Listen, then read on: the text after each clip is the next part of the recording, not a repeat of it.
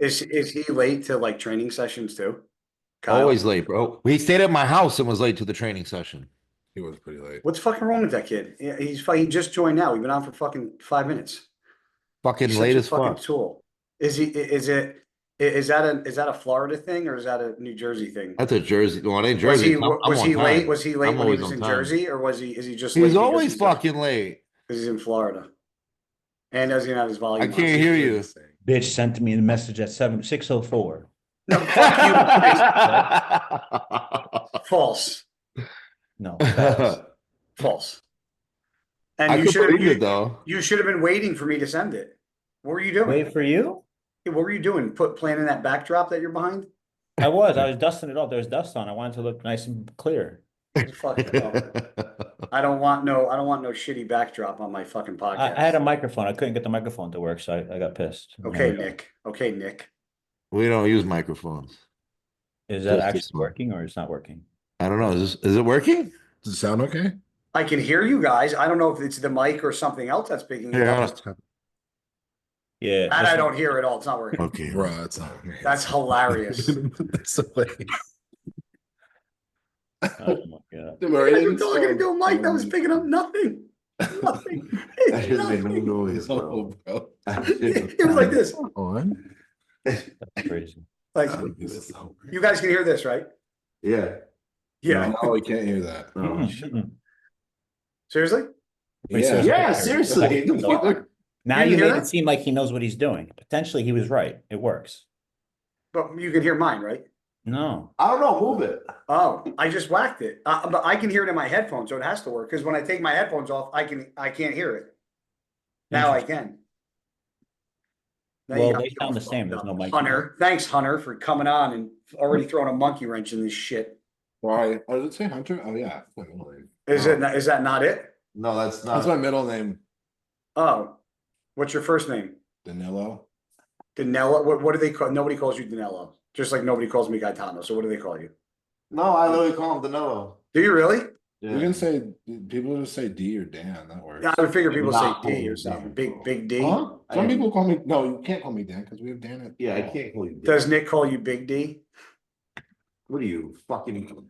Nah, well, it almost came out. Almost. I ain't going down that route. Almost had to hit the edit button on this podcast. Oh my God. All right. Well, we already did a podcast yesterday, and being that it's the Arnold, we're banging out too. So let's start in reverse. So, D, Yes. D. who are you? Yeah. Why are you on here? What is your importance of being next to Nick? And tell kind of people a little bit about yourself, what you do, who you are, and go from there, bud. Good thing. So I'm a classic physique IFBB pro. I turned pro back in 2023. I've been competing for 7-ish years now. I do coaching full-time. I'm a full-time online coach. Nick and I'm Nick's training partner, if that hasn't been made to know already. Established. But yeah, It's I'm established. Nick's training partner. We started training pretty much like beginning of this year, like frequently Yeah. beginning of this year. Yeah. And yeah, that's How did do you have any sponsors? yes, I'm sponsored by Raw and Revive. Those are my main two. Awesome. Great. So you're part of Team Mutant Nation through and through. Through and through, baby. Well, how did the partnership with you and Nick come about? Like for training, Yeah. so I originally used to live in Tampa, and then I met my girlfriend. She was in Chicago. I moved to Chicago. Well, she came to Tampa. She didn't like Tampa. I went to Chicago. We didn't like Chicago. So then we came to Florida, and now in Port St. Lucie. And Nick had moved down like earlier last year. We moved here in August. And we'd see each other at the gym. We'd just say hi and stuff. And then I was in prep. He was in prep. He's like, "You're getting leaner." I'm like, "Thanks, you are too." And we'd just be like casual conversation. And then we too. we went out to dinner. It's almost like more awkward to talk to like somebody to get him to be a training partner. It's like more awkward doing that than like trying to hit on a chick. Dude, yeah, because I'm just like, okay, You're cool. looking And lean. then- You too. Yeah, we went out to Cheesecake Factory when he still had Shocker. chickens. I know. Shocker. Every single one. We never went anywhere else. So we went to Cheesecake Factory. We were like, He's like, you want to train tomorrow? I'm like, sure, we'll train. And then after that, we just started kind of training every day. Was Nick a dick to you at first when you guys first talked? I don't think so. No, he just at the gym was very like short. And I was One like, word, yep. he seems very annoyed, so I'm not going to talk to him. Very one word, right? Yeah, Yeah. but How you I doing? know it's his personality. It's how he texts. Yeah. Oh yeah. How you doing? Good. He's like, that's good. Just What's nothing. new? Nothing. Yeah. Okay. They'll just text me in the morning. How you feeling? I feel don't. good, bro. I'm sorry, I don't write fucking booklets and shit. I get my point across. You can't with those fucking growth fingers. How you feeling? I'm good. What else do you want to know? I answered the question. Hunter, who have you trained with in the past? Like, have you trained with any other well-known people that the guys on here and girls might know of? I'm I asking used for to a specific reason.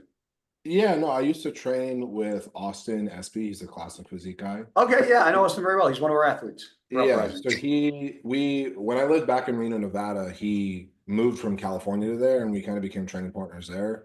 And then we both popped over to Tampa, and we were training partners for a little bit then. So besides that, though, I haven't had a long established training partner. I usually just train by myself. How does Austin train? I've never trained with him. You train hard? Yeah, he trains pretty hard for the most part. Explain to the people out there that never trained with Nick what it's like training with somebody at that level. Being one of the best bodybuilders in the world, and B, also being one of the strongest bodybuilders, period. What's it like training with Nick day in and day out?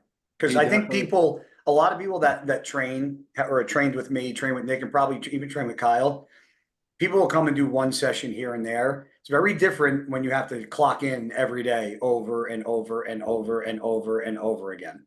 Yeah. So how is that training with Nick? What's different about training with somebody that's an elite at the top of their game? Well, it's definitely a lot different. You have to have the right mindset going into a session. Like, you're not gonna just go in and just work out. Like, you're training to failure every single set. You're going until past failure. Like, it's a lot more intense than people think it is. And that's the thing too, is I thought I was training hard before, and then I started training with him. Like, I'm not training nearly as hard as I should be. Yeah. But it's good too having a training partner, because there's certain things you can't really do by yourself, training past failure to a certain extent. So that's the nice part about it, but it definitely is a lot more intense than just like, if you see someone training alone, they're 99% of the time they're not training as hard as they could be. Do you get like that nervous butterfly feeling before you train? Because like, but times that like in the beginning of my career when I started training with like Branch and Rolly and like getting ready and like getting my stuff on and my belt and like my wraps, like, and thinking about what I would get fucking like, I'd almost like freak myself out because I'd start getting so anxious about, because I knew I was going to get fucking killed. Yeah, well, usually on leg days I get like that. Any other days I'm fine. Legs is usually it feel like that. Pucker up your butthole a little bit on leg day. Dude, yeah, a lot.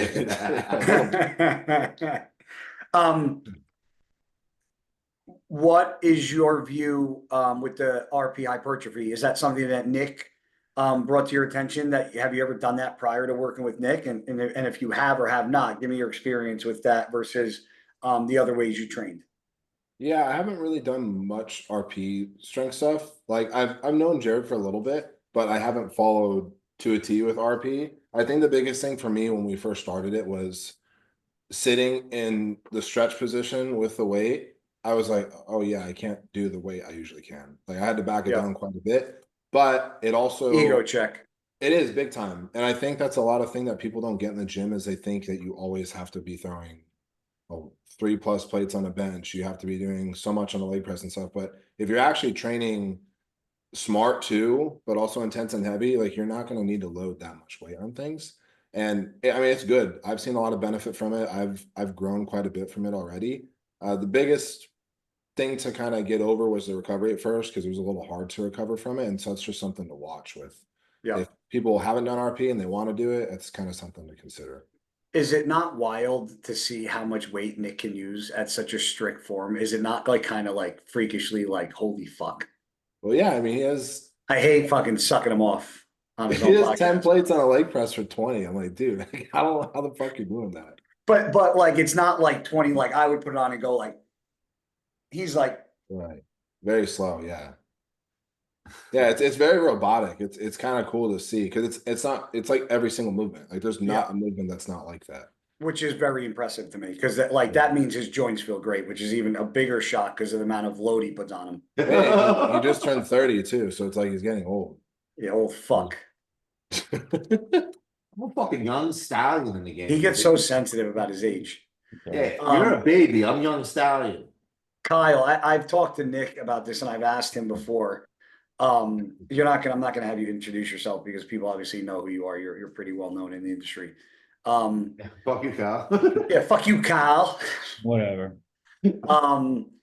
Is this the first time you worked with an athlete and their trainer at the same time? Because I don't think a lot of people usually intertwine their nutritionist with their trainer. I did. Charles and Chris were always in contact. I actually made sure of that early on because Charles was very specific on how he trained and Chris was very specific with the diet. And I wanted Chris to know what the intense level was versus my intake calorically. So is this the first time you've ever done something like that, or is that something that's common with you? Because I don't think it's as common as, at least in my head.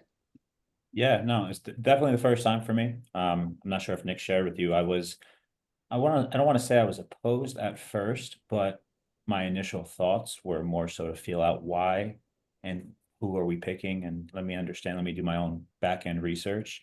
Just because typically I think training is super important. You know, sometimes people ask what's more important, nutrition or training. Without the training, the nutrition, you know, you can get away with some if you really train your balls off. You get away with less cardio sometimes, right? And then toward the end of a prep, if you're doing some dumb shit, training could lead to an injury, right? And be catastrophic. So I was hesitant because at the end of the day, it's like another variable that I can't control. And the reality is I'm trying to control all the variables possible other than Nick's mind. And I try to control that too. You know what I'm saying? So that makes two of us. yeah. So go ahead.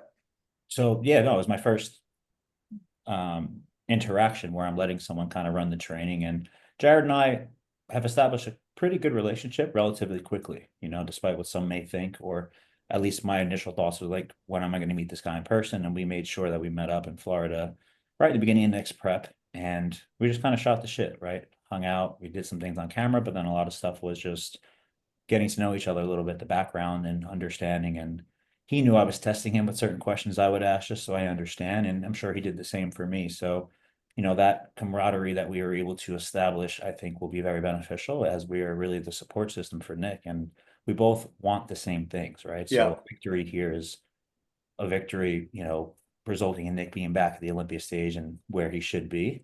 So that's what we're really focused on. He's doing the best he can with his training aspect. And then obviously I'm doing the other stuff.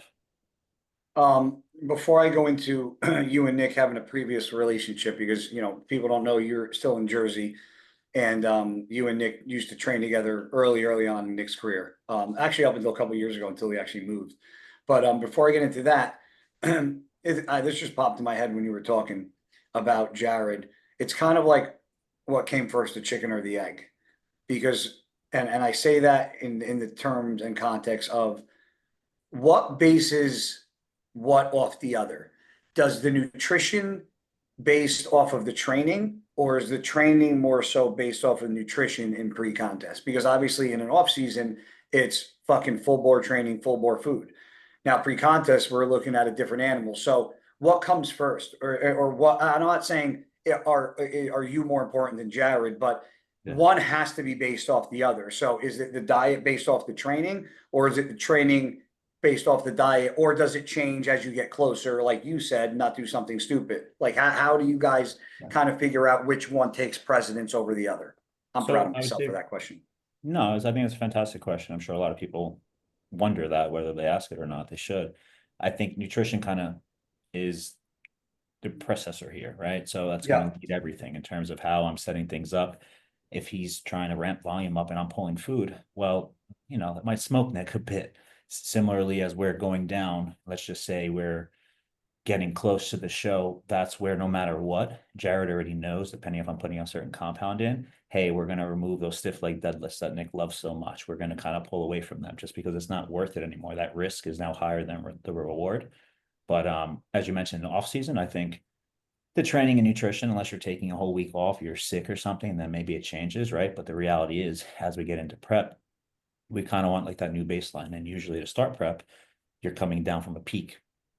Whether you're at maintenance and a health phase prior or you're at peak bulk, there's a substantial change usually to nutrition to get things moving along, you know? Yeah. Yep. Are we referring to the 5 plate stiff leg deadlifts by any chance? By any chance? Are you referring to those? Potentially. I know he loves them, right? But obviously closer to the show, I don't want to see I don't want to see that. And he knows that. And as soon as I saw it posted, I sent him a nice friendly message. You and me both. Yes. You did not send me a message, guy. No, but on here, did I Yeah, not say yeah, live? Yeah, but I'm saying I gave you shit too, meaning me too. I gave you shit for it. Yeah. Man. I'm in that boat where if Where I feel it, there's no I'm paddles. doing it. I'm in that boat where there's no paddles. If I got the strength for it and I get all I need out of it, I'm doing it. I don't I think disagree. I just think the only thing that plays in Nick's favor when it comes to those exercises is the fact that he has insane control. yeah, form. That's really helpful as opposed to most people who are just clanging and banging. I'd say oftentimes they're probably going to get hurt when you're playing with that kind of load. Or Yeah. you can say, I've never heard Nick say at least, hey, my lower back's hurting yet. So I'd say, it's working pretty well. Yeah. Yeah. You and Nick connected early on. How did that come about? And did you working with Nick in any aspect, whether you helped him with nutrition, whether you helped him with training, did that kind of help you now? Does it help you understand his body a little more that you had kind of hands-on approach in the beginning, early on in his career? Yeah. So Nick and I, we started dating, the reality is we met as training partners, right? I respected the fact that he was from Jersey. We had some regular messages back and forth occasionally, and he was rising through the ranks quickly as as you probably saw. And then he trained at a local gym where we first met up the one time. And I just Was it Giant? what's that? What Giant? No, it's Jersey Shore Fitness. Jersey Oh, Shore okay. Fitness Shop. Yeah. So that was where we got our first session in training, and Nick kind of let me lead the way in that regard, which I thought was cool. And I didn't expect it, if I was being honest, right? Because we have an athlete that's better than I'll probably ever be, no matter what, even at that time. And it was just like, okay, cool. He must respect the fact that he sees what I do, so he's gonna let me do my thing here. And then we just trained every single day. It was like Nick's full-time job because I would work my corporate job. So I told him I couldn't train until like 6:30, 7 p.m. And then he would leave his house, drive 90 minutes. We'd kick it in the gym. We would actually go to the supplement store next door to the gym after, eat, and then he would drive an hour and a half home. I'd go home and we'd repeat the cycle 5 days a week for a long time. Nick, you drove an hour and a half there and back? 3 hours a day, yeah. Wow, I didn't know that. That's So I always laughed because it was like, it's 3 hours there. Let's just say 2 hours training, hour and a half bullshitting. That was his job, was literally to go meet me at the gym. That's 3 hours a day, 7 days a week. That's 21 hours a week. That's almost a full day of driving. Yeah. That's wild. I mean, that just shows how he is as a person when it comes to dedication, but oh my gosh. Yeah, when Nick is locked into something, not much can shake us, and I wasn't gonna ever, occasionally I came out there, but it was, I count on one hand how many times probably, That's funny, man. I didn't know that. Yeah. So you guys are what, inside 11 weeks out now? Yeah. Yep. Now, how do you think Nick is looking 11 weeks out now from the Pittsburgh Pro? I think he's on track. I told him, I'm happy with where he is. I think sometimes as competitor myself and as all of us here, we always want to look back sometimes at our previous performance and try to compare ourselves. That's what we do. Yeah, of course. And I know there are some differences in terms of where Nick's body weight is this time, how quickly he put on muscle, retaining that muscle as we're coming down, have a different approach than he's used to because Nick was with the previous coach for a bit of time. So I know things are a little different from what he's used to, but as far as his belief in me, that's what's allowing us to be successful right now. And I think that's why he's in such a good spot. And we just recently made quite some nice changes, I'd say, about a day and a half ago. And now I would expect everyone to start to kind of see like how quickly shit's going to move. And we have a load of more changes we can make just because of the position we put ourselves in from a health perspective. Yeah. How everybody has their own ideology when it comes to diets, whether it's a high carb cycle, keto, high fat. What's your approach in general, or is it the same way you're approaching Nick? So I have an approach, honestly, that changes depending on who I'm working with, how they're responding. Some people do very poorly with carbs, right? Where they're going to be a lot more, they retain a lot more water sometimes, which in some instances is good for us from a lifting perspective and for our joints. And then there are other people that do really well with carbs, but they need fats to kind of slow the process down. So how Nick's diet was set up in the off season, we had high days, I guess you could call them, or what people would probably refer to them as, where they're predominantly carbohydrate based, though his fats were still, in the low hundreds, just because of his overall food intake being, north of 5,000 calories. But Crazy. on those high days, we were hammering legs pretty much, or chest. That's we prioritized one body part for a significant period of time, and then we switched. But that's where I kind of put the influx of carbohydrates just based on his performance, based on how he was feeling and his strength and things like that. That's cool. Now, when you say a high carb day for Nick, was over tipping scale over 300 pounds, what amount of carbs is that for somebody like 1,000, over 1,000? No, so we got up to, I think it was 735, 736, I'm being exact, on his high days, 2 days a week, to where he was hitting that. Then his base diet was about, I think, 575, so about 150 lower.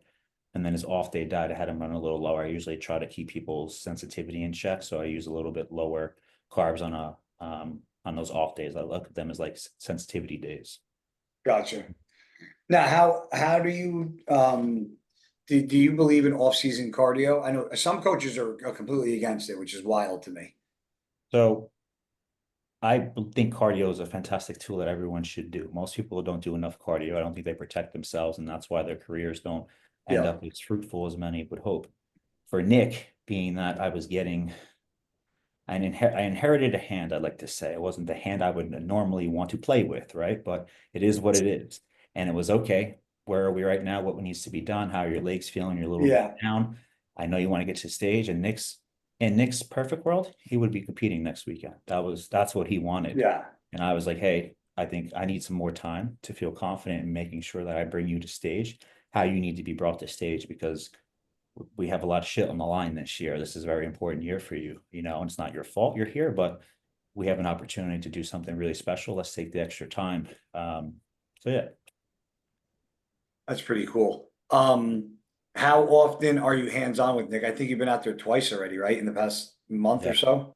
So I try not to let more than 4 weeks go by, because I feel that from experience, being my, little therapist for Nick back in the day, he was a therapist for me. I kind of know how crazy things can get and how quickly. And if you don't have someone, Nick lives by himself, right? So he's got Danilo, luckily, that he can bounce things off of now. And I'm very happy that he's in our circle now. But if Danilo wasn't there, I'd probably have to be coming down a little bit more often. Or Nick, get your ass to the cold up here, because I got to see you and make sure you're okay. Nick, is it less, more, or indifferent stress having somebody that's not there daily as opposed to somebody that is in the same state and you can see as much as you did with Matt? Like, or does that not bother you? Like, for me, that never bothered me. Like, I gave a shit if I saw Chris or not, as long as I can get him pictures. Like, I was like, that's fucking. I don't stress that shit. Well, I mean, I won't get in depth, but due to some of the situations that occurred during last prep, I now like to be seen a little more than not. Yeah. Just for that sense of relief, right? Because I know Kyle has a great eye. He knows I fully trust him, but right, pictures never tell the whole story of what in person does, no matter what kind of coach it is. So the fact that he wants to see me every 4 weeks and so on, it's good for me, and I think that's enough to get the point across and see what we need to do. So it's him being here or not, does it bother me? No, but it's a quick 2-hour plane ride for me or for him, right? So it's not like the end of the world.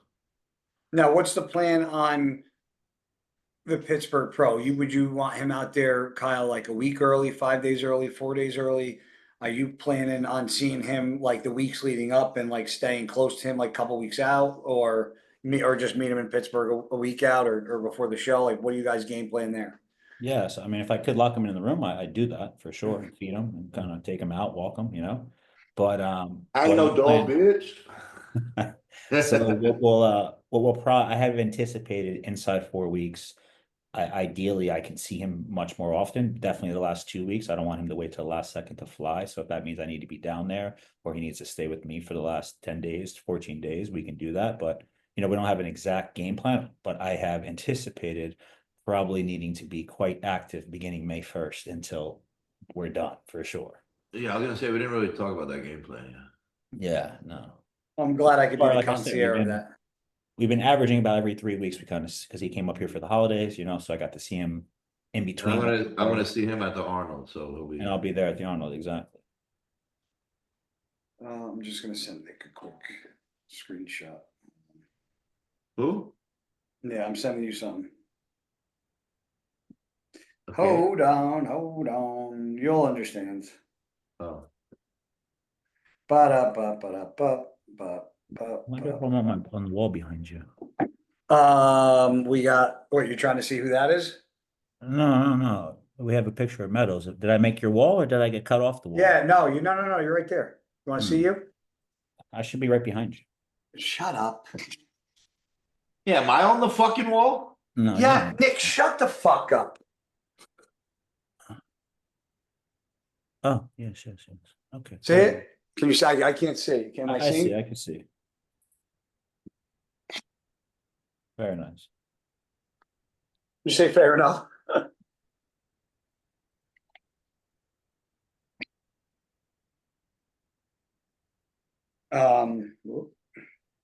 Yeah, yeah, Kyle, we smashed it up a little after Nick fucking parted from Jersey a bunch of times.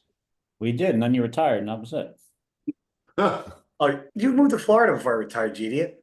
It was close. It was around the same time, man. You were depressed. You quit. That was it. I get it. What'd he say? What'd you say? You got depressed. You quit. I get it. It's all right. Listen, I wish it was depressed because I could at least dug myself out of that hole. I can't dig myself out of no shoulders. No, I can't actually dig it all, but no shoulders. But I think we trained. That was your last prep, I think, right? We trained pretty much. Yeah, with we trained. Did we train once or twice with John? You and I. Once with John and PA. Okay. Yeah, because I trained again with him. I don't think you were there the second time because I was 2 weeks out from my show. Yeah. Because I think the last time I trained with John, he passed away less than 2 weeks later. Yeah. Was when he had me doing all those lunges around the fucking acre pond. Outside, right? Yeah. Dude, that took to lunge around that pond, I think total took us 19 or something like that, like 19 minutes. It was insanity. Just nonstop. Minutes. It was insane. It was an acre pond. We just lunged around it. Did you have zero pump or a big pump? My legs were numb. Yeah, I would. Numb. I puked after we did leg extensions, lying ham curls, pendulum squat with an 8-second eccentric. Second set, I walked right outside and just opened my mouth and vomit just flew right out. 8-second eccentric. There was eight. I think it was 8-second eccentrics. Yeah. Huh. Yep. Sucked. So it was. Yeah, I think it was. I think it was for 8 or 11. It was like I remember it being a weird number that I'm not used to. Was he counting for 8? Because I wouldn't have been able to count to 8. Yeah, now I'm trying. It was either 5 or 8, but I remember it being like a crazy number because it was long. It felt like it took forever. Did you pause in the hole too? It was 8 seconds down, and then it was exploded. He wanted us to explode up. Okay. So, yeah, crazy. Kyle, you've trained with a lot of people, right? Honestly, I feel like I've trained with, I want to say everyone that's good because that's fucked up. Everyone in the United States. If I've never trained with you, probably means you suck. I just haven't had the opportunity to yet, right? But I think I've been around a lot of different people, and I was fortunate enough, I guess, good opportunities, to explore those things. And everyone that I've always come across, they're all quite good individuals, for sure. Who are some of the impressive guys you've trained with in the gym? Is whether it's intensity, whether it's strength, whether it's just pure ability? I would say I enjoyed my time with Chris. We trained numerous times back around his second, third winning. Chris Bumstead. Oh, okay. I trained with Ian when I was in Florida for a good 12, 16 weeks. Ian's a That strong motherfucker, huh? Yeah, he reminds me of Nick in terms of like how large he actually is as a Yeah. human being, and like he too can control weight pretty well for sure. Though Nick, I think Nick's at the top of the totem pole there with the control. Ian can be right there and still be just as strong. It's like, what the fuck, man, you know? So Yeah. I'd say those two were I enjoyed my time with, and then there are other athletes. I don't know if you know Mike Charles. Nick is aware of who Mike Yeah. Charles is. He was always someone that trained He super was hard. strong as shit. Yeah, he's just Really? Yeah, he's he was someone that strong as just shit. he should have turned pro. He didn't. Right now he's my age, so I think he's done. He's been competing since he's been natural. But that kid's intensity, like I put him with anyone, like to not quit. Yeah. I bet on him. My Yeah. money's going on him. So that was always great opportunities to train with different people and see what they're doing, what works, how they're so big. Yeah. Is your training style anything like Jared's method, or is your training style a little different, like for how you would train if you were doing Nick's training? So I've always been, even back when Nick and I were training, we were always did some like dumb long eccentrics for sure, like bands and Yeah. crazy shit. I think we just went a little more intense, I'd say. And I don't mean to say that doesn't mean the RP training app doesn't allow you to train intense. I know. It's Yeah, I know what you mean. Yeah. directed, Yes. But I Yeah. think I always, depending on where we are, what phase we're in, let's just say we're in the midst of an off season, we are trying to get strong, right? But we're still trying to also have some volume in there, especially for body parts we're trying to bring up. But if you Yeah. ask Nick, I think our training, I'd laugh because I think it was just too much. We probably did too fucking much back then. I don't think anybody we does wake that. up with a stuffy noses, bro. Yeah, like we would be fucking sick after every leg day, no matter what. We do legs on a Monday, Tuesday, sick as fuck. Yeah. But Kyle, you're how old? 28. They're lying sack of shit. I'm around 30. He's older than me. I know. We went through this at the airport, and I forget. Let me see. Because I got your license. I forgot, were you 30s? No, I don't remember. Don't you dare put me in the masters category. 37. No, he's not that old, bro. Fuck. How old were you? I forgot. I remember I said you gave me your license. I remember. Couldn't been Aren't you 31? Forgot. No, he's older than 31. That's fucked up, bro. What are you, a girl? No. You don't give your age out, you baby? You sexist? What if I was a girl? Well, then maybe I would be. 33. Oh, okay. Yeah. So, well, I mean, I want to say like when I was coming up, but I'm almost 10 years older than you. I'll be next month. Did you not see a big change in how people train from like the hardcore pyramid sets with volume as they do like feeders and top sets, which like those two words were never even like in existence up until like 10 years ago. There's been a definitive change now. I think back in the day, everyone just went to the gym to train as hard as they could. They didn't really care about the eccentrics. There was no science behind it. Some people did it because that was the only way they could still train and not get hurt, right? Their joints hurt, as Yes. you mentioned. But when you start using heavy loads and you control it, to me, that's a strong motherfucker. If you could pause like, a 5-second eccentric on a squat with 500 pounds, I bet you're pretty fucking big, right? You're not a powerlifter just doing one rep. But now we have the new school generation where, science-based lifting and things like that, and a lot of unilateral stuff, and they're just like missing the intense part, right? It works to a degree, but at the same time, I don't think go back in time, guys now aren't necessarily bigger than they were back in the day, right? People still have muscle. So I think bodybuilding sometimes gets more complex than it needs to be, right? If you're recovering, if you're eating right and you're training your ass off, you sprinkle in some super supplements. Generally, if you have genetics, you're going to put on muscle. And if they suck, you're not really going to get very far, I agree. I don't know. There's just something about doing that kind of volume. I know some people think it's ridiculous and it's pointless, but I don't know. There's something about just like having those sessions that like, I don't know, man. You can't convince me it don't work. No, I think it works, but again, at some point you can start to get diminishing returns, right? You're actually, let's just say you get to an advanced level where you were at the top of the top, Nick's at the top of the top. At some point, it's like, okay, we're advanced. So now we need to focus on building our upper chest. Yeah. Most people, you just need to build a chest, but you have a bird chest, right? Yeah. You have no legs. Don't worry about your quads or your hams. Just build fucking legs. Yeah. So I think that's where people get so fixated on, oh, this is going to hit my lat, specifically a lower lat, not that even exists, right? But that's where people lose a lot because they're just reading things and they just think it's like a textbook. They can read it and apply it.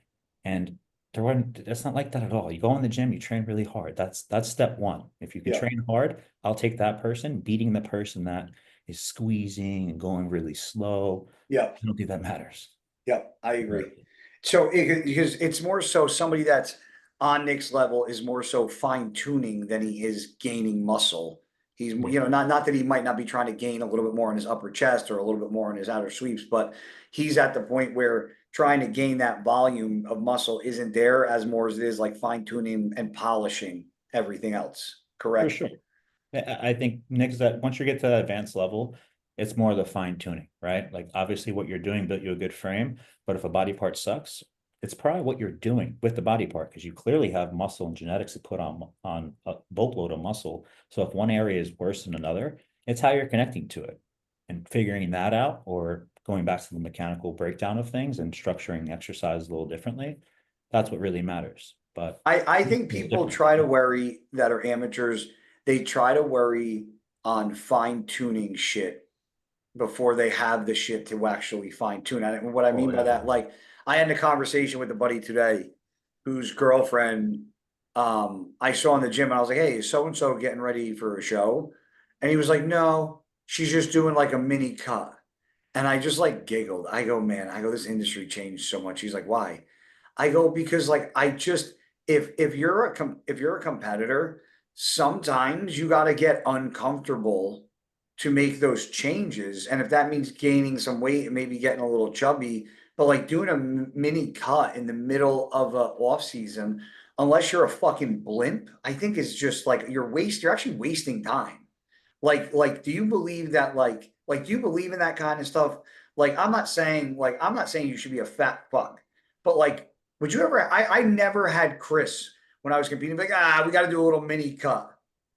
So I think there's Like evidence behind why that would work. In the case that you're probably explaining, that person didn't make the decision based on any kind of analytical information. Why I would use that, you don't need to be fucking 60, 70 pounds over your stage weight, right? So some people. Well, that's what I'm saying. I'm not. So take out somebody that isn't a complete blimp. Like just because the girl was nowhere near like fat where she would need a cut.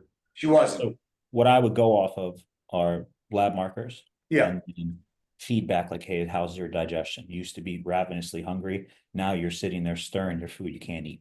That's pointing to something being a little off. We need to give our a break maybe. Then I'll implement something with, hey, over the next 4 to 6 weeks, because I coach a lot of those the social media superstars, you'll call them. A lot of them psychologically have to look a certain way. They can't not be certain leanness. So in those cases, I have to use them more often than I would. But again, if someone's goal is to be the best bodybuilder, they want to have the most muscle, I'm not going to use it as often as people think, right? I might push 16 weeks. And then depending on where they got body fat wise or their digestion or their lab markers, we're pushing drugs maybe and the shit's fucked up. Hey, the next 4 to 6 weeks, we're going to try to clean up, reset. It's the holiday season, eat a little bit after that. We'll be in a good spot to progress. I'll implement it in that case. But sometimes I think people just want to look lean year round. That's what they're focused on. And that's why they don't make a lot of progress, because only the genetic freaks can stay super lean and grow. So my exact words to him, I said, at some point, you got to decide if you want to be a model or a bodybuilder. And I said, models look good all year round. Bodybuilders go through uncomfortable, mostly a lot of times chubby phases. And like, I was not like Nick. Like Nick now, at least from when I've known him, he still has a six pack almost all year round, whether he's fucking 260 on stage, 270, 280, 290, 300, 30, fucking whatever he was, he still had abs. Once I got to like 230, I was I started to get punchy. Like, dude, my heaviest was 242 and I was fucking chubby, bro. I was a little. Fuck you, Nick. You do not want somebody shit. I'm like 20 pounds more than I was on stage, bro. You little ass boy. Dude, I take fucking.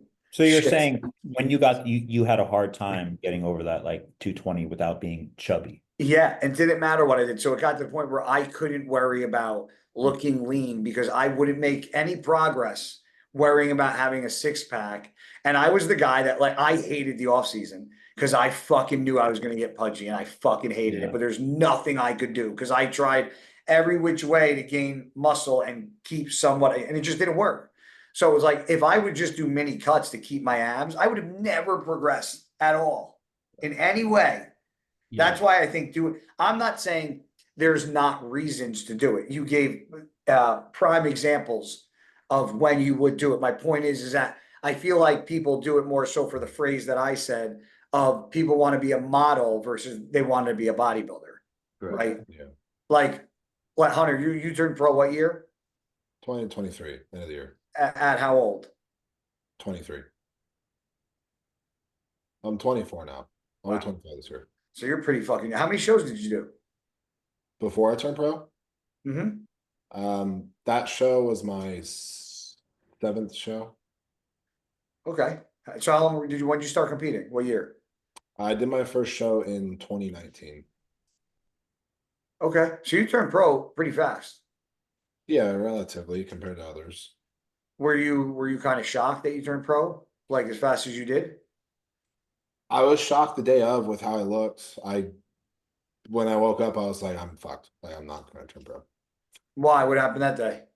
Well, one, I definitely could have been leaner for sure, and obviously, as you know, when you're not fully peeled, it's very easy to spill, and that's what Okay, yeah. So I woke up, I was like, this is fucked. We corrected as much as we could going into prejudging, and thankfully prejudging was at like 2 p.m. Yeah.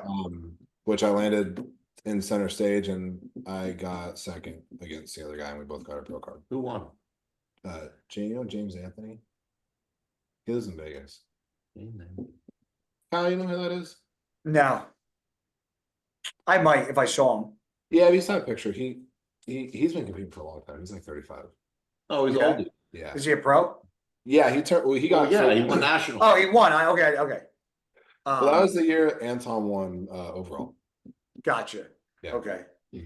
And, I'm gonna ask a question, and I don't mean it in any disrespect. So I just want to know. Yeah. Being that you took second and turned pro, yeah. do you feel it's different? Would you have felt different winning and turning pro? For sure. I mean, I definitely would. Because a lot of people will say, if I got second at a show, I wouldn't take the pro card, which a lot of times I think that's just them trying to be like tough, and I call bullshit. Totally. But I definitely felt the way for sure. It's like a fucking smack in the face. It's like, oh, here's like a pity pro card. But at the end of the day too, it's like, it's what you're going to do with it. Cause I know people that have turned pro and they turn pro and they haven't done a show and they're not going to do a show. Yeah. And that's what I was talking to Sulios about. I don't know his actual name. Sulios. I got off stage and was talking to him, and that's what he said. He's like, look, it doesn't matter. You got second. He's like, you turned pro, that was your goal. He's like, now take time off, put some tissue on, come back, make sure you're, fully peeled and you actually look good and you can stand up against pros. And how many pro shows have you done? I haven't competed yet. I'm doing my debut. I was in prep last year and things did not go how they should have. And so I'm competing next year. Nice. Did you have a show picked out yet? I want to do Pittsburgh. Oh, really? Yeah. Oh, that's awesome, dude. Yeah. Well, I'm sure I'll be there again. Yeah. Now, being you're a little younger, obviously you're doing the RP hypertrophy now. Has your training changed as you progressed in your career from when you started at a younger age, even though you're not super old? But has there any changes in it? I trained like an idiot when I was out of high school. Like I was doing, I can remember arms and chest every day. It was like arms, chest, and legs. I didn't train back for a while, and my friend's like, "You got to train back." I'm like, "What are you talking about?" It's like you need to train your back, and so it's also why my back is my lagging body part that we're fixing now. Wait, did you really think you didn't need to train back? I was honestly like a little confused at first. I was like, "What the fuck are you talking about?" And this was like a couple months into lifting, and so then I started obviously training back. But I was doing 8 workouts per like muscle group, which just is stupid. Yeah, it's overkill. And so I've obviously gotten to the point to now where we train and we do on our back days, we do 4 back movements, and it's absolutely fried. But being that Nick's very strong in back, and you said that was your weak body part, does he just demolish you on back day? Oh yeah, I'll try to do certain way. He's like, no. He's like, we're going up. I'm like, okay, sounds good. Does he so when I was at the top of my career, I think Kyle can attest to this too. When I was training, I don't say a lot or talk a lot when I train. Is Nick kind of like that too? Like I'm very like you're set, go. He's getting to that point now in prep and things that they have in play, but we'll bullshit in between sets. But when it's like time for a set, it's time for it. You know? Yeah. I got to the point where like me and my training partner, like besides looking at each other and saying, like, what do you want on or you're up? Like we never even said a word to each other. Well, I'll get to that point shortly. Yeah. I can feel it. It's on the way. Is that just your patience starting to fucking just run thin of people? Yeah. That's why we train at Revive now instead of Raw, because everyone wants to talk and I don't want to talk. I'll never forget. I'm not going to say who it was with, but I was with an IFBB pro. We're at a gym and stop it. Huffing and puffing at me. Fucking dog. And a guy came up to ask me, I almost said his name. Asked me and him for a picture. And I remember him going like, no, bro, like you want a fucking picture? You can wait until we're done. Like have some respect. And I was like, yo, you're a piece of shit. So then I'm thinking like, I thought I was hardcore. He just told a fan to fuck off in the middle of a training session because that's how locked in he was in on training. And then the guy walked away. I was like, I feel a little bad. He's like, nah, fuck him. He was like, you should have some fucking respect when we're training. He's like, you're at fucking work right now. Do I know this person? Oh yeah. Yeah. Okay. Yeah. I'll hold on. I just don't want to say his name because it's you know how many people are gonna ask in the comment section? Are you texting me? Yeah. Really? Yeah, you see? That's why I didn't want to say anything. Exactly. That's exactly why. That's the reaction everybody's gonna have. And I don't want to get anybody pissed off. So I'm not saying it. See, isn't it shockers to you? It's shocking, right? That's not I would have never. Okay. Kyle, I'll text you. Hold on, so you don't feel like I can be included. Nice. Shut the fuck up. That's funny. Yeah, that's very surprising. Right? That's exactly. Oh, I mean, I can see it a little bit. Did you get it, Kyle? Yeah, no. I as Danilo just said, I feel like I can see it, but it's not because of trying to be disrespectful. But he no, not at all. Because he's not hand, you know, like don't. What's the thing when you're at the top like that and you're getting ready for a show? It's like you don't want to bullshit around. You want to get your shit done and leave. Yeah. I know this is a far analogy, but this is what I tell people when I use this analogy. I said, if you worked your job and you're on the phone and I walked in slamming pots and pans together while you're on the phone, would that not interrupt your work call? Yeah, well, you talking to me while I'm at the gym is no different. Like I'm not like I have headphones on, like I'm there to work out. Like nothing. I used to wear a hat, hoodie, and headphones. So I would have a hat on, my hoodie, and headphones over top of that. That was my fucking go-to. That's why I had that shirt, hoodie, hats, headphones. But people would still interrupt you. And it would get to the point where sometimes I'd be like, dude, like, what's up? Like, I don't have a lot of time. What's going on? Like, I pull that instead of being like, what the fuck? But yeah, like, I think people should know at this point, like, if you want a picture or you want to talk, like, just hang out. Like, just wait until you're done. Like, Nick, have you ever? I tell this story all the time. I tried not to get annoyed, but there was one time. I can't wait to hear this. I was at the Dragon's Lair. Oh, you told me. I tell this story all the time because this is like one of those moments where I'm like, are you fucking for real, dude? Like, I'm doing cardio, bro. Like, I'm on the bike, pedaling like a motherfucker. Were you really pedaling hard? Okay. You weren't like I pedal like a fucking maniac. People you think weren't okay. And I get tapped on the shoulder, bro. And I got headphones in, blah. And I get tapped, and I'm like, yeah. And he's like, oh, can I get a picture? I'm like, you want me to get off? You just told his ethnicity without even saying a fucking word. But I'm like, And I mean it in no disrespect, right? Because I appreciate it, but I'm like, you want me to get off and take a picture? I'm like, I'm confused. Oh my God. And I'm like, when I'm done, and he's like, oh, okay, I'll wait for you. I'm like, oh, okay, bro. I'm like, oh, Did you tell him to have a right? Did you tell him to have a rice day? what? Oh my Did you God. tell him to have a rice day?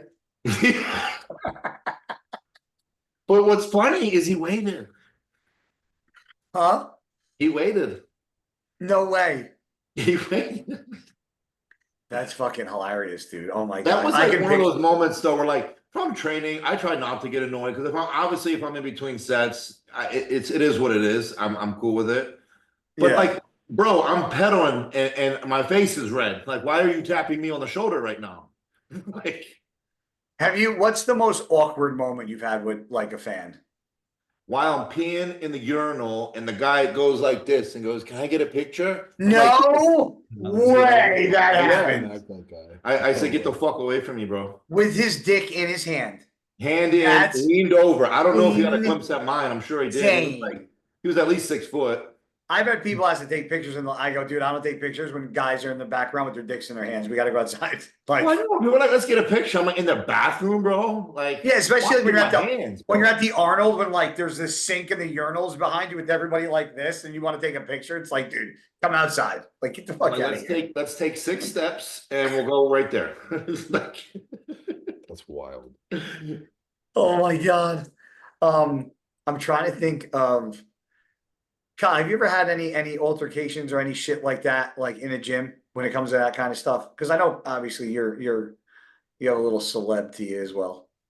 Yeah, no, I mean, I'm always around people that are higher status too. So like I see it firsthand. Like usually I'm the one telling them, especially for training, right? Like kind of fuck off. Like take pictures after, at least that I'm people are usually told like leave them alone while they're training, because it gets the problem is it isn't the one person that's trying to take the picture. It's the one person opens the floodgates for everyone. Yes. And then it becomes a problem because it's like, hey, I just saw you take a picture with this person, but like Yes. I'm waiting. now you got to say yes to everyone. Yeah, so like that's where it becomes weird to where again. I'm glad you said that, which is the same reason what you just said, which for anybody listening, if you ever wonder why when we're in the expo and we're walking and we'll like, I'm sure Nick, how many times you hear your name or I hear people go, hey guy, quad, and I'm just like, I keep Speed walking. walk, brother. If you stop in those expos, it's not that we don't want to stop. If we stop and take one picture, everyone, it starts to generate a line, and then we can't get to where we're going to. And I know some people late to my sponsor, and everybody throws the same one-liner, just one picture, and it's like that's what you don't understand. It's one picture for you, and the domino effect is I'm here for 10 minutes. I just be like, yeah, bro, my booth's right there. That's what I say. I'm like, just go to booth ABC, whatever it is. Meet me over there. I'll be right there for a couple hours, champ.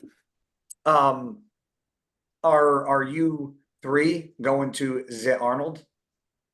We will be there. Yes. Yeah. When do you guys get in? Wednesday. I know you get in. We already had this conversation yesterday. They get in Wednesday. You forgot. I'm not that old, bitch. Oh, shit. You up there, bro? You like mid-40s. Let me hear mid. I'm 40 fucking 2 mid. I'll give you mid. I'll give you a mid foot right in your asshole. What are your predictions for the Arnold? Let me hear your top 5, both of you. D first, and then Kyle. Are we going to open first? Yes. Yeah, we only do open here. Yeah. Okay. All right. First, I have Samson winning. Kind of fucking podcast you think this is? I put Samson in first. Nick and I were kind of talking about it. I just think he outsizes everybody, but he's also getting a lot better with his condition too. So I think he's going to win. Derek will be in second. Third, who is Curry's there? Sean's there. Bonak's competing, right? Bonak, Kodak, Brandon, Hollingshead, Carlos, Hakeem, Carlos, Patrick, Oh, I forgot. Patrick, Justin, Justin, John De La Rosa. John De La Rosa. If Hakeem is like, I mean, he's looking really good. The problem with Akeem is he looks really good, right? But it's his back. Okay, I'll put Brandon in third. That's what I said. I think Akeem's put got a Brandon in phenomenal third. physique. I put Brandon in third, Sean in fourth, and then Bonac in fifth. So no Andrew Jack. Oh, he's competing too? Yeah, Fuck, bro. Okay, never mind. He's in. Okay, Do you Samson. want me to pull it up on the screen so you can see who's there? Sure. Okay, hold on. I'll let you go first if you want, if you know everyone. No, you gotta finish. I already went. Okay. We already did this. I forgot. Is this okay? Oh, shitty day. You guys already announced your predictions? Yeah, we did it We did on the last one. Oh, we just couldn't wait. I see. The last one as in yesterday. When it's not that we couldn't wait, Nick, we talked about you this morning after we already did that podcast. Right there, bro. You know, every time I see this, I cackle. Why? Because it's like, it's just, you just can't do anything without getting hurt. It's just. My hand's healed now, though. Yeah, well, Like, see? no help to fucking going to the doctors. Okay, here we go. So this is your 12. Okay, Samson first, Derek second. I'll put Andrew in third. Honestly, with how Sean's looking, I put Sean in fourth and Brandon in fifth. That was mine. That was your exact one? Yeah. Kyle, talk to me now. I think Samson will win just based on how things work. Unless he's off, I think he's got a good shot at winning as long as he's like on par where he needs to be. Yeah. I like Derek second. I like his physique. I think he's better than he was at the Olympia, but I don't think he can beat Samson unless Samson's off. I like to copy people here, but I do think Andrew can get third. So that's what it was. I was originally thinking, putting him third.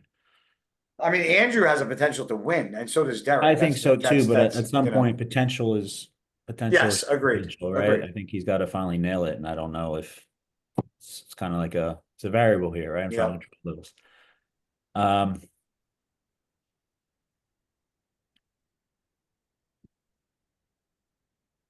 You can say Sean fourth. Are you thinking Sean? Yeah, I don't want to. I try not to copy you, right? If you got it, bro, if it's your pick, it's your pick. Yeah. I think Sean will be fourth. What did I say yesterday? I will put Sean, and then I guess I think we all pretty much had the same pick. Yeah.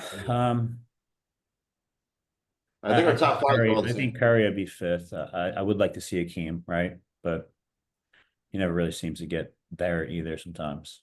I just feel like you can't count Brandon out yet.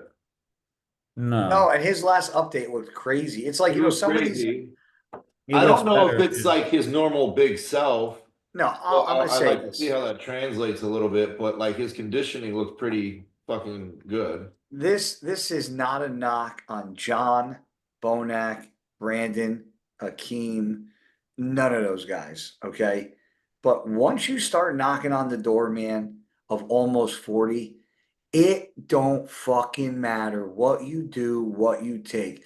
There's not many guys that are Dexter fucking Jacksons, okay, that are still fucking doing this. That's the genetic of the dark descent. Yeah, of course. I mean, that's 100%. That's very elite.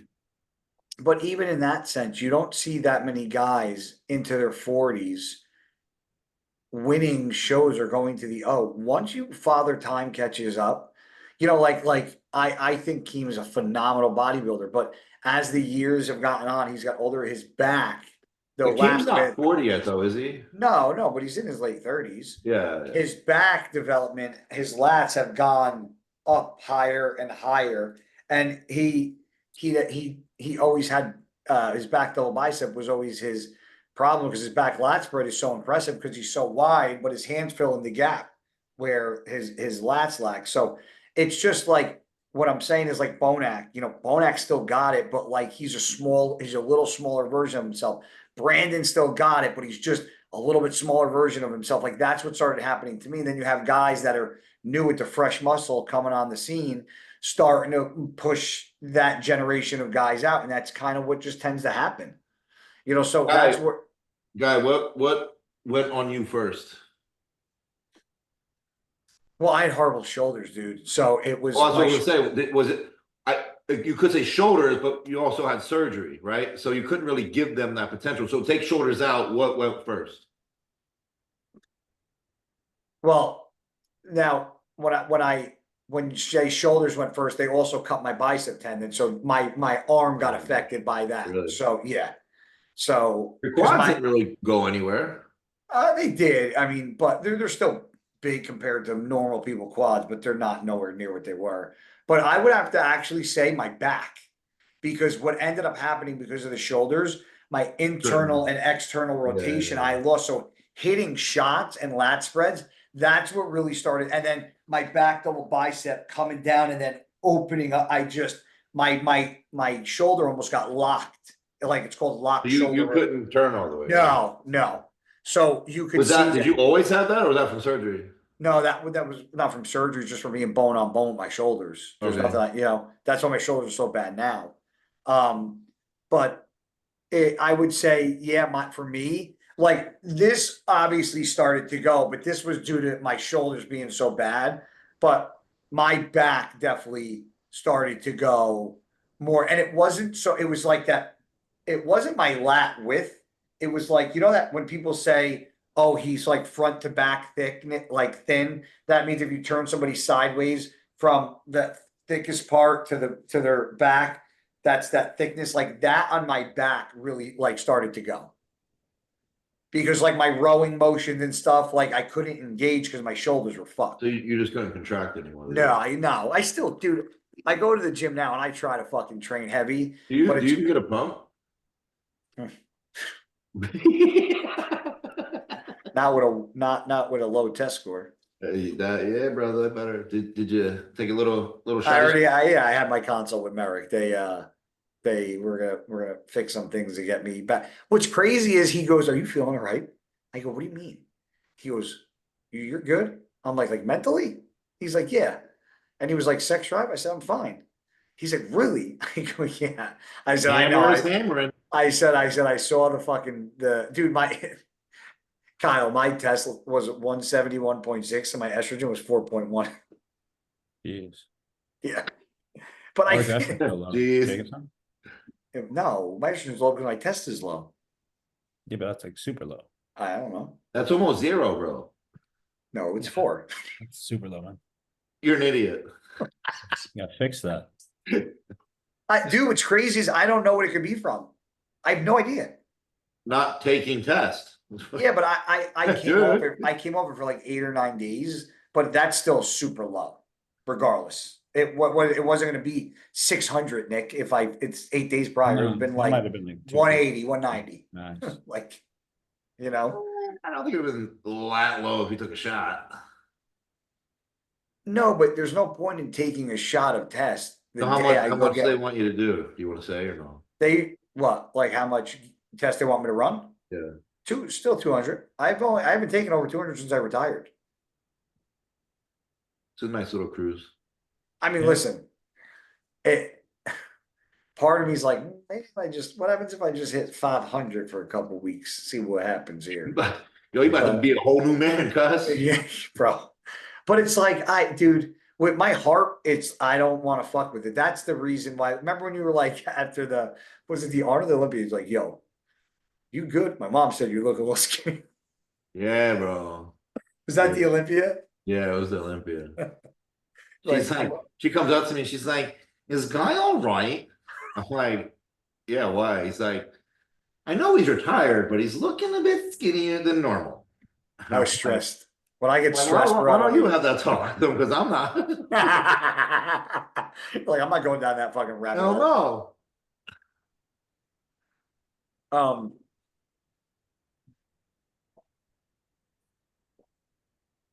That was a big piece of ice. He chews ice too. I love it. I love you.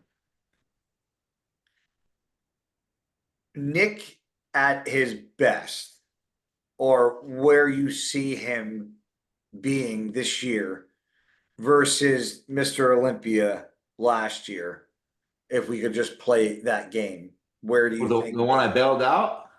You mean 23 Olympia? Like Nick's best. Like, no, I'm saying where you foresee Nick being this year at Pittsburgh, and let's say we take that physique and put him in the Olympia, where would he stack? He's right there. He's competing for the top. Yeah, he's in there. If I didn't think he was in there, I'm going to be honest with him and say, look, this is what I think, because the last thing I want to do is pretend and give him some like sell him some dream that doesn't exist at the moment for whatever Yeah. reason. Then we have work to do. But I think Nick at his best can compete just from the sheer amount of muscle and what he brings to the stage. Yeah. You know, we know Nick's strengths, right? Nick is not going to be the aesthetic fucking X frame. Okay. It's not a Sean Roden or anything like that. I have What an Nick H brings is a level of mass that not many can fuck with. And if he's Yeah. hard and he's full, I'd like to see anyone stand next to him. Yeah. I just don't think we've seen that version of Nick at the present time yet, you know? Yeah. I saw, and I've talked about this before, I saw Nick before the 2023 Olympia, and I almost got like upset because he looked so good. And I was like, fuck, man, like that sucks. Like it was like, dude, just think when you saw me, I was out there like a whole day of eating like shit. Too. Shit, I know you told me. Yeah. Well, dude, I remember you couldn't. I remember when I gave you a hug, it was like I hugged the hot coal. I'm like, dude, you're on fire. I sweat my balls off, bro. Like, yeah, it's the carbs. And when I said you, it's the cookies. The cookies, bro. Cookies, bro. But yeah, I mean, I saw Nick there. Obviously, I didn't see him on stage, but I saw him at what I can't say that was his best because it wasn't on stage. And Nick can correct me if I'm wrong, but I think that would have been his all-time best in 20. I would have won that year. Yeah, I think that was his best. For sure. So and when he won New York, I mean, you can say it was close. I mean, I was in the front row. I mean, Nick, he was blasting fucking full, which is what I thought they wanted to see. I thought he looked great. And I told Nick, I think if we take his fullness with that show and the conditioning of when he won the Arnold, I said, you take those two and put them together, even with or without improvements, like that's a dangerous combo. Dangerous combo. And I think that's what everybody's expecting to see. So and I'm actually glad that he's this heavy, this far out, because he's keeping his muscle and his fullness, which is, in the previous, before the New York was a problem. So I'm super excited. I think Pittsburgh is going to be almost like a mini fucking Olympia, man. I'm super pumped to who's going to be jumping in it, especially after, the fucking Arnold. Because what shows are directly after the Arnold? Is Pittsburgh the next one? Right. Oh yeah, Detroit. That's right. That's in May 29th. That's like 4 weeks, right? Yeah. 4 weeks. Yeah. So I think I'm gonna head out to that. I think I'm gonna go to that. Kyle, where can people find you at the Arnold if you're going this year? Are you just going to kind of hang out with Nick and train and shit? I'll be at the Young LA booth. You in LA? Yeah. So I'll be there, and then Are the Trend Twins going? Shout out to them boys. Yep. I met them at the what's cool? They're like, what are they, 24? Oh, 24, 23. I walked over to the booth, I saw you, I said, what's up? You introduced me to them. And they were asking me questions about bodybuilding. And like he was like, oh, let me see a picture. I was like, dude, stop, dude, fucking go back to your line. Like, he actually stopped the line and asked, he like wanted to see pictures of me on my phone and like didn't give a fuck about his line. I was like, dude, you don't need to see a picture of me. Like, go back to your fucking face. He's like, nah, I want to see your, and I was like, okay. So it was cool to see guys that still care about like bodybuilding shit, Yeah, they like bodybuilding, and like I said, there's a lot of some of the social media people that people think don't like love bodybuilding. They actually some of them actually care about it. They might not want to do it competitively, but they still respect it, right? So if I bring you over there, they know I'm not introducing them to some slump. So. Yeah. No, I thought that was cool though, because I think that that's a perception that I have sometimes, that you see these people that are like the Instagram bodybuilder, but not the bodybuilder. And sometimes you're like, does that guy even have like any respect for like, or does he have any clue about anything to do with bodybuilding? But no, they seem like really fucking cool dudes. Are they going to be at a booth with you or? Yeah, the Young LA booth. Yep. So that's the booth you're at the entire time? Yep. Nice. What about you, D? Where are you going to be at? I'll be at the Raw booth. The whole time? Yeah. Nice. Nick, you already gave everybody where you're going to be bouncing around.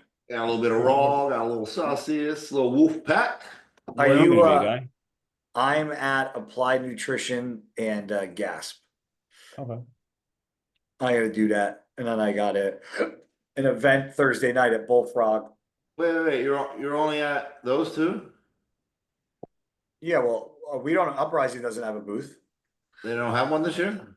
No, we weren't gonna do one this year. Oh, Probably 2026 again. okay. But we had so many things that like, just as far as like production, manufacturing, that like didn't go according to plan, that like we're catching up from Yeah. last year. So it's just like we needed a break. I mean, it's a lot of fucking, we spent a ton of money. Right. I mean, that just sponsoring the IPB was a huge chunk of change. For So, sure. but yeah, I think 2026 we're gonna be back in action. Cool. But yeah, just those two. But I have like I have an event Thursday night, and then I have a meeting on Friday, then a dinner Friday, then back to the booth Saturday, then two things I have to do Saturday night, and then Sunday I have a photo shoot at like 7 a.m. Then it's on the fucking plane. It's like once I'm there, it's like boom, boom, boom, boom, boom, boom. Nice. So it's gonna get busy. But yeah. Kyle, when are you gonna make an appearance in my gym? You lazy fuck. Whenever you want to get embarrassed. That was you know? really aggressive. I know, right? God damn. He's like, so when are you gonna make an appearance in my gym, Kyle? You're lazy Fuck. I gotta get out there what still, is man. what is with people thinking that I give a fuck about getting buried? I am retired 42 at a test level of Getting buried. 171. Yeah, Kyle's like, I said, when you come up, he goes, why? So you can get buried? Oh shit, yeah, Kyle, yeah. We're all gonna bury you, old man. Listen, I'm not going that far, but I don't want you to get hurt, bro. listen, if I get hurt, I get hurt. If we go, I'll go. Listen, you say you come to legs, I'll put in the work because I don't have any fucking issues until my knee started popping the other day out of nowhere. Okay. As soon as you hit 40, bro, every day you wake up like you get a new ache and pain that you're like, where the fuck did that come from? Sucks. Absolutely sucks. Where did you think the Olympia lineup, did they, Kyle, in your opinion, get it right last year? like the top three. Yeah. Yeah, I'm not opposed to how it was. Am I lagging or is it just a screen? Hey, you're good. You're lagging. You lagged a little bit, but you're good. I'm sorry. I think they got it right. I could see the direction they were going in, and I think Nolan was a definitive. Derek wasn't at his best. He was better previously. Hadi wasn't on how he usually is. I think arguably if they were both 100%, one of them would have won probably. But if all things considered equal and all three of them were 100, Derek, Samson, and Hadi, what do you think? Well, none of them really been 100. Hadi was at the Arnold. Yeah, look how that turned out, right? But if they're all three at 100, you can't. What do you mean? He won the Arnold. I know, I just said that. I said, look how that turned out, right? Oh, I thought you said it like sarcastically. I think Hadi at 100, Derek at 100, Hadi would win. I don't think Hadi is. I don't know if he's capable of 100 anymore. He's, I just think Father Time is getting there a little bit. And Derek. How old is Hadi? Do you know? What's that? Do we know how old Hadi is? I think he's 30, 38 or 30, between 37 and 30. He looks a little aged, that's all, Yeah, let me see. Let's find out. Derek's my age. Samson, I believe, is 37. 37, 39. Yeah. I'll look it up, Samson. I think But Samson, he's getting better. That's because he's got the dark descent on his side. he also started a little later, That's also very true. 37, 87 he was born. 37. Yeah, so he's 38. Yeah, Samson's 38, yeah. He turns 39 March 11. So Who? he'll turn 39 in like 2 weeks. Yeah. Samson, But I also think Samson didn't start bodybuilding. Did Samson start bodybuilding a little later, right? I think he started a little later, from my understanding. he did start a little later. Yeah, so did Sean Roden. That's why, because Sean was the oldest Mr. Olympia we've ever had. How old was Sean? When he won, I think he was 43. He looked crazy. Yeah. He looked crazy. That was in 18, right? And he died what year? 20, was it 20 or 21? I think he died in 20. 21, It was wasn't 21 because that was when Brandon won. Yeah, wait, because John Meadows passed away in Yeah, August. I know, it was like 2 weeks before he died. And August, September, Oh, did you? October, November, Sean yeah, was because on. then Sean passed away. Yeah, Sean was probably one of the most down to earth people. yeah, that was a hard one for me to swallow. Yeah. But Did you not think they got it right? no, I mean, I thought Derek was super flat. And I thought that Hottie was great from the front and okay from the back. And I think as a combination of everything, I think Samson had the best combo of everybody. Yeah. You know, the only thing I ever said about Samson is I always think he can be a little crisper. I don't think we've seen him really dry grainy yet. And his back double bicep, I've always been super critical of, and I love the guy to death. But if, in my opinion, if he gets that pose, he will lock in a lot more of like the check marks that he's missing in my book, because his back lat spread is great, but it's just that back lat spread for me, or that back double bicep. But the one thing I love about it is every time, like I keep saying that, like his back just keeps getting fucking better and better and better. So whatever he's doing, he's fixing the problem that I see. And me saying that his back double isn't is still like a little lackluster, that's becoming less and less every time he steps on stage, because he's showing improvement every time. Yeah. So I don't really have a problem for it. But Hottie's just been, with conditioning, he's been all over. He's been kind of on and then off and then beyond on. So, and I'm wondering, did he ever announce what he's doing as far as a coach? I don't even think I've even ever asked. Yeah. So is he like, I don't, yeah, like, because I'm assuming he's going to do the O, right?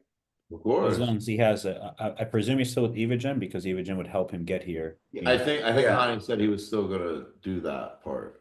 Really? Yeah. If I'm not mistaken. Wow. He's still an Evogen athlete, right? So Oh, he needs to be, otherwise he doesn't have a work visa. that's what I'm saying. I just wonder who he's going to work with, because I mean, I heard it was some guy where back at home. yeah. You know what's crazy is that I hope he finds somebody like Hottie. I hope he finds somebody that's as dedicated and cares as much about him as Hani did, because although Hani coached him, I don't think people realize how much Hani actually did for that guy as far as the visa and getting him here. Like, he did a lot. So, you know, whoever takes on Hottie, they're gonna have to do a lot as far as like help. But I mean, if he still has Hani on Evogen, then I'm sure Hani's gonna be just as much of a helping hand as he was prior Absolutely. to. So I'm just interested to know who he's going to work with, because it'll be funny to see that if he starts working with somebody who maybe doesn't have a big name, how fast those people get hit up for coaching immediately. Yeah.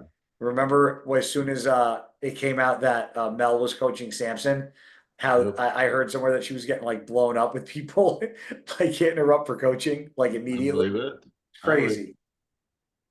People let, not, I'm not taking away anything from anybody, but people let one client, Kyle, can one client do the talking as far as a coach?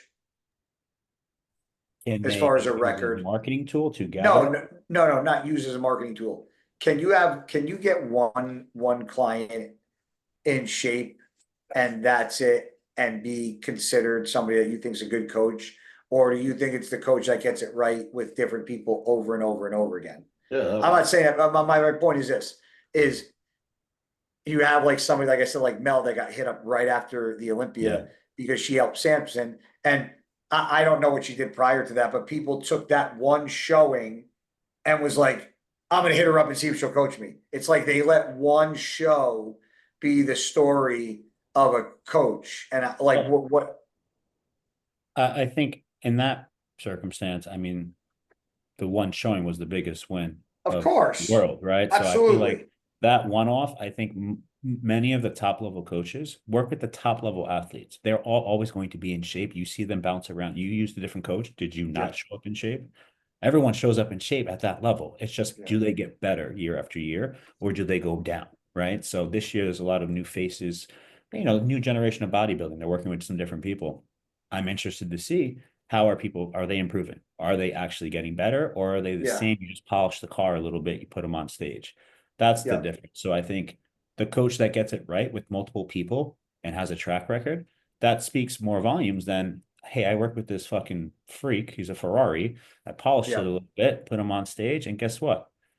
That doesn't mean much, right? It's just this no different if someone was let's just say they are really supposed to be a heavyweight bodybuilder, and then they kind of didn't lift much in the off season. They sucked down for the next show at middleweight, and then all of a sudden that off season thereafter, they're a heavyweight. If you look at the competition history, the person was a fucking heavyweight bodybuilder. They just Yeah. sucked down 25 pounds. They didn't make 25 pounds of increased muscle. You Yeah. know what I'm saying? So I think you got to see the forest through the trees sometimes. And I think people miss that, and they get excited when they see those options. And then, I don't think his wife, did she even take anyone? Probably. No, I don't even think so. But it was just funny, and it wasn't just Mel. Like Boss Outlaw, that started happening with, like, he got a couple good showings, and everybody was. And it's funny to see that, like, people will see one show, see the coach, and just jump over there immediately as to, like, oh, that coach is gonna fix me. It's like, wow, like, and that wasn't a knock on any coach out there whatsoever. Just like, you guys need to maybe like understand what it is you're doing before you go hitting up coaches, and realizing that there's like a process, and like, you got to understand a little more about coaching in the sport before you guys go fucking running after everybody else. And I think sometimes too, like sometimes people miss, right? I would say Hani might have missed, You're always going to right? miss at some point. At some But point, I think a lot of sometimes competitors, they rather point the finger than say at the person in the mirror, like, hey, I actually fucked up, right? It wasn't like I'm taking instruction, but maybe I could have gave better feedback, or maybe I was doing something I shouldn't have been doing under the table, stuff like that. So I think it works both ways. But in some cases, again, I mean, at the end of the day, as I told Nick, or many people, this is like Nick's career. So the yeah, reason I take that differently than just somebody that wants to get in shape, it's because this is his career and his life, and it only has so many years left. Unfortunately, the last two Olympias he couldn't get to do, right? And that's like, I can only imagine what that's like. It's the Super Bowl, pretty much. If you were to play football, the Super Bowl of yeah, bodybuilding is the Olympia. So, okay, let's get back to the stage the way we need to be on the stage. That's the ultimate goal, you know? yeah. Well, I'm trying to figure out how to word this. As far as, well, Nick, without, you don't have to say who it was, what coach it was, what year. Has there ever been a time getting ready for a show that you did something with your nutrition, drugs, or whatever, that you did because you were like, even though I have a coach, I know myself better, and I'm going to do this little tweak A, B, and C, and I'm not going to say anything? Have you No, ever cheated, I always let it be known. what about adding more food in? Have you ever kept anything from a coach? No, I always let them know. Like if I wake up, again, I hire a coach to do the job, right? But Of like you just course. said, they're not in my body. They don't Yep. see exactly what I'm seeing. They don't feel what I'm feeling. So if I feel there's a certain day where I'm like, I might need some food here. Maybe not a ton, not like a full high day, maybe, but like first couple meals, let's bring up the food just a tad. I'll tell them that. I'm like, just you won't trust trust me on this one. They don't trust me. And if they don't, and they'll say no push, I'll push. But if I wake up and it backfires a little bit, I'm like, I told you so. But that's obviously the cool thing with me and Kyle is he hears me, I hear him, we meet in the middle, and then that's that. Have you guys had any like tiffs? No. Oh. Me and Kyle don't ever argue. No, I think the one thing, if you argue with the client as a That's coach, bad. I've been on both sides, right? I've been the client of somebody, and I've been the coach of many. That's a recipe for disaster, right? Yes. That's a problem. So are there people, most people, especially at Nick's level, they don't follow the fucking diet. They cheat, they do other shit, right? And they try to course correct. But I think the ones that are doing everything, I always tell people, like, if you follow everything I'm asking you to do and it doesn't turn out how it's supposed to, by all means, point the finger. right? Hey, I told you so, blah, blah, blah. But when you start asking your friends, or how many of us take progress pictures, we send them all around to get feedback, right? And certain people we know, like, hey, if I'm feeling like I want food, I'm gonna ask this person because they'll probably tell me it's okay. So when you start doing that kind of shit, that's a problem. But if you're arguing, I'm just gonna be adding stress. And if I add stress, it doesn't matter what the right decision was on paper. It's not going to work now because we have stress in the equation. We need to eliminate that. Yeah. See, what I tell people is this, is that it's unfair to point the finger at a coach if you don't follow 100% of what he tells you to do. Because even if you add in one cheat meal, that's not even debatable. And it doesn't like it. That is not, to me. I don't care if you add in 3 out. If you're not following the fucking plan, you have no right and no fucking like. In my like, it's unfathomable that people cannot follow something and then go, yeah, my coach fucking doesn't know what he's doing. Like, Right. I always tell everybody, if you hire a coach, you got to give him at least one full fucking go at it before you start tweaking shit or thinking about asking him that you should do this or maybe do that. I go, because you got to let him do his thing first. And with the sending the pictures, I said I had a seminar at my gym on Saturday, and something I said the problem that a lot of people have is if you ask 10 people that are friends, family, or just acquaintances or buddies, their opinion on how you look, you're going to get 10 different answers. And then you're going to be questioning what the fuck you're doing or what to do or what to change or what the blah, blah, blah. So it's like, do yourself a favor, save yourself the stress and anxiety, shut up and don't say anything to anybody besides your coach. And if you have like a training partner that maybe is with you every day, that is a second eye, great. But like, you don't need to be going showing your pictures to everybody, asking an opinion. How many times, Nick, how many times have you been at an expo or D or Kyle, and you have people come up to you and they show you pictures of how they look, and then they tell you how they think they look? And I'm like, okay, Yeah, you look great, bro. I guess you look great. Because Yeah, bro, I was fucking peeled here, and I'm like, yeah, bro. You got mashed potatoes in your pants. What am I? That's the only thing that bothers me, man. When I'm at an expo and people come up to me and they want me to fucking because they want the validation from a top pro, right? But then when we give them the truth, they're like, fuck you. I'm like, dude, would you ever go up to Tom Brady and go, look at this video of me passing a football? Hell no. Like, hell no. Do that. The thing that bugs me is when people DM me and asking me how they look, and I give an honest answer, and then they tell me that they're working with someone and their question, I'm like, why the fuck are you talking to me then? Like, you have a coach. Like, go ask your coach. I'm like, why are you asking me this? That's what I don't understand. Why that's exactly what I just was talking about. Like that, I will never understand that people are going out of their way behind their coach's back to ask somebody else how they look. And it's like, I don't know. Are you expecting validation at that point? Yes. Like, it's crazy. That's what they're looking for. And they want to be validated. Like you said, it's not from like their training partner or someone that's like super close. It's just someone random. It's like, what are they gonna like? What are they gonna do? You want to know how you get validated? You fucking win shit and do fucking good. Win is fucking hustle. That's it. You want to validate yourself? Fucking go get a goddamn W and shut the fuck up. We'll end with that fucking one-liner. Yeah, bitch. You wanted some validation in your life? Go out there and fucking win. Go win some shit in life. Stop being a little bitch. Bitch. Well, Kyle Wilkes, say your whole name. Danilo Sipovac. No, what's the last one? Sipovac. Danilo Sipovac. You just fucked that up. DeMello? DeMello? What are you saying? DeMello. I said Danilo the first time by accident. DeMello. Danilo. There you go. You're saying Ello, not Illo. Yeah, Nilo. Danilo. What's the last? Sipovac. Would you believe that I was the guy in high school that was calling the names when people graduated? There was me and a girl, and we just alternated. You did that shit? That probably sucked. That was awesome. Do you want to know what's crazy? I'll never forget this. For some reason, I fucked up one thing, and it was I'll never forget it. I fucked up one fucking middle name. I fucked up. It was a girl. It was Amy Lynn, and I said Amy Lee. It's the only thing I fucked up, and I remember that to this day. Huh? You fucked up by Lynn? That's I fucked up shit. I said Amy Lee instead of Amy Lynn. And as soon as I said it, I was like, oh, that was wrong. I thought, But- Yeah.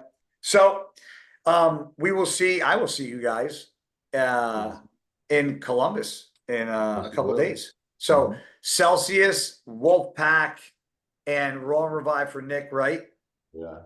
Big D, Raw and Revive, Kyle Wilkes, Young LA, myself, Applied Nutrition, Gas and Better Bodies. We'll see you guys. Mutant in the Mouth, Arnold Classic coming up. Next week, we'll be recapping the Arnold Classic. Maybe we'll bring Kyle and Big D back for the recap since they'll both be there, and we'll get some on-site feedback from people that were there. So until next time, you got a couple mutants in here and one mouth. We'll see you guys later. Peace. Bye-bye. Bye-bye.